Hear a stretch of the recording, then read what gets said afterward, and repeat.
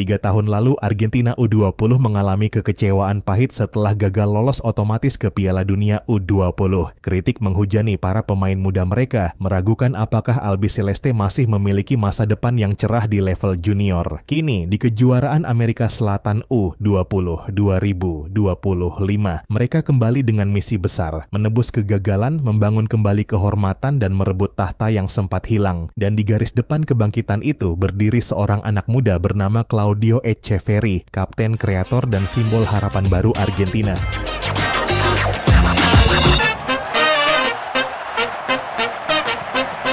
Halo dan selamat datang kembali di Papa Bola. Argentina selalu menjadi tim yang diperhitungkan dalam setiap turnamen yang mereka ikuti. Tak terkecuali di level junior sekalipun, Argentina U20 pun menjadi salah satu tim paling sukses di dunia. Mereka adalah pemenang terbanyak Piala Dunia U20 dengan 6 gelarnya dan mengoleksi 5 gelar kejuaraan Amerika Selatan U20. Namun sudah 10 tahun silam ketika terakhir kali mereka memenangkan trofi, persisnya dalam gelaran kejuaraan Amerika Selatan U20 pada 2015 silam. Di edisi terakhir turnamen tersebut, mereka bahkan terpuruk dan gagal memenangkan tiket Piala Dunia U20, meskipun pada akhirnya masih bisa tampil karena ditunjuk menjadi tuan rumah menggantikan Indonesia. Kini di tanah Venezuela, mereka datang ke turnamen CONMEBOL U20 2025 dengan tekad baja, menebus kegagalan, mengembalikan kejayaan dan mengukuhkan dominasi di level junior. Dengan Claudio Echeverri sebagai jenderal muda, Albiceleste kini hanya selangkah lagi dari kejayaan. Turnamen dibuka dengan pertandingan klasik Argentina melawan Brasil. Albiceleste tidak hanya menang, mereka mengamuk. Skor 6-0 bukan sekadar angka di papan skor, tetapi sinyal kebangkitan. Claudio Echeverri mencatatkan 2 gol dan 2 assist, membuktikan bahwa dia lebih dari sekadar prospek muda. Argentina tak hanya mengalahkan rival abadi, mereka mengirim pesan bahwa mereka adalah kekuatan utama di Amerika Selatan. Kemenangan luar biasa atas Brasil diikuti dengan ujian berat melawan Kolombia. Argentina tertinggal lebih dulu dan nyaris menelan kekalahan sebelum Echeverri mencetak gol penyeimbang, menyelamatkan harapan timnya. Skor akhir 1-1 menegaskan bahwa jalan menuju kejayaan tak selalu mudah, mengantongi 8 poin dan finish di urutan kedua grup bersama Brasil dan Kolombia yang berada di posisi puncak. Pada putaran kedua, Argentina memulai babak dengan bertemu Chile. Dalam pertandingan yang berlangsung sengit, mereka menang 2-1 berkat gol Ian Subiabre dan Agustin Roberto. Kemenangan ini menjadi bukti bahwa tim ini memiliki ketahanan mental yang kuat untuk menghadapi tekanan. Jika ada satu pertandingan yang akan dikenang dalam turnamen ini, itu adalah laga melawan Uruguay. Babak pertama berjalan ketat dengan banyak duel fisik dan kesalahan umpan dari kedua tim. Uruguay bahkan tampil lebih baik hingga menit ke-35, mendikte permainan dan menekan lini belakang Argentina. Namun, dalam momen krusial, Claudio Echeverri mengubah jalannya pertandingan. Ia mulai menguasai bola lebih sering, mengatur ritme serangan dan akhirnya mencetak gol yang membalikkan keadaan. Argentina mengakhiri babak pertama dengan keunggulan dan momentum positif. Di babak kedua, pertandingan semakin memanas. Argentina menang 4-3 dalam duel yang penuh tensi, dengan Echeverri kembali menjadi pembeda. Gol penentu yang ia cetak dengan menggiring bola melewati 2 bek Uruguay sebelum melepaskan tembakan keras ke pojok gawang mengukuhkan statusnya sebagai bintang sejati. Stadion meledak dalam sorak-sorai. Argentina bukan hanya memenangkan pertandingan, mereka membuktikan bahwa mereka memiliki mental juara. Tapi sayang, kemenangan dramatis itu memakan korban yang bikin Argentina gigit jari. Di tengah laga, striker nomor 9 andalan mereka, Agustin Roberto, terjatuh dengan ekspresi kesakitan yang tak bisa disembunyikan. Bukan benturan keras atau tackle brutal, tetapi gerakan kecil yang tampak sepele justru membawa kabar buruk. Setelah pemeriksaan medis, mimpi striker muda Argentina ini untuk tampil di Piala Dunia U20 tampaknya harus pupus lebih awal. Hasil tes medis mengonfirmasi ketakutan terbesar tim, ruptur ligamen cruciatum anterior pada lutut kiri Roberto. Diagnosis ini berarti waktu pemulihan yang panjang, berkisar antara 6 hingga 9 bulan, membuatnya hampir pasti absen dari Piala Dunia U20 yang akan digelar pada September mendatang.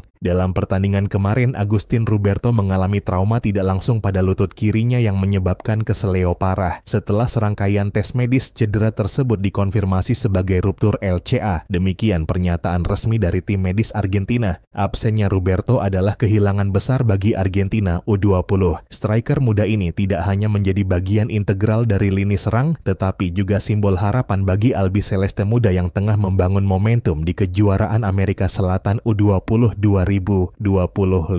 Argentina telah menunjukkan performa luar biasa di turnamen ini dengan Claudio Echeverri memimpin tim sebagai jenderal di lini tengah. Namun, kehilangan Roberto berarti tim harus mencari solusi cepat untuk mempertahankan ketajaman lini depan mereka. Selain Roberto, bek kiri Julio Soler adalah nama lain yang masuk daftar cedera Argentina. Sejak laga pertama turnamen melawan Brasil, Soler sebenarnya sudah merasa kurang nyaman dengan pergelangan kakinya. Namun belakangan, kondisi tersebut semakin memburuk, memaksa tim medis untuk melakukan evaluasi lebih mendalam. Diagnosis awal menyebutkan bahwa Soler mengalami keseleo pergelangan kaki, sebuah cedera yang dapat berpengaruh besar pada keseimbangan dan mobilitasnya di lapangan. Meski demikian, tim pelatih tetap optimistis bahwa Soler bisa kembali merumput melawan Kolombia pada 11 Februari mendatang. Namun, di balik tantangan cedera yang menghantui beberapa pemain Argentina, ada satu sosok yang tetap menjadi pusat perhatian dan motor utama tim. Di tengah perjalanan epik ini, satu nama bersinar paling terang, Claudio Echeverri. Dengan kecerdasan bermain, ketenangan di bawah tekanan, dan insting mencetak gol yang mematikan, ia menjadi simbol kebangkitan Albiceleste muda. Tak heran jika Manchester City telah memastikan transfernya. Namun, bagi Echeverri, saat ini hanya satu hal yang penting, membawa Argentina juara. Turnamen kini menyisakan 3 laga lagi. 2 kemenangan dari 2 pertandingan pertama di babak ini membawa Argentina sementara memimpin klasemen dengan 6 poin. Ditempel Brasil yang juga mengoleksi poin sama. Brasil bersama Kolombia adalah 2 dari 3 lawan yang bakal mereka hadapi di sisa turnamen ini. Kemenangan demi kemenangan yang ditarget bukan semata menjadi jalan meraih trofi, melainkan juga sebagai pernyataan bahwa generasi baru Albiceleste telah lahir. Dengan Claudio Echeverri sebagai pemimpin, Argentina tidak hanya mengejar gelar juara, mereka sedang membangun warisan yang akan dikenang selamanya.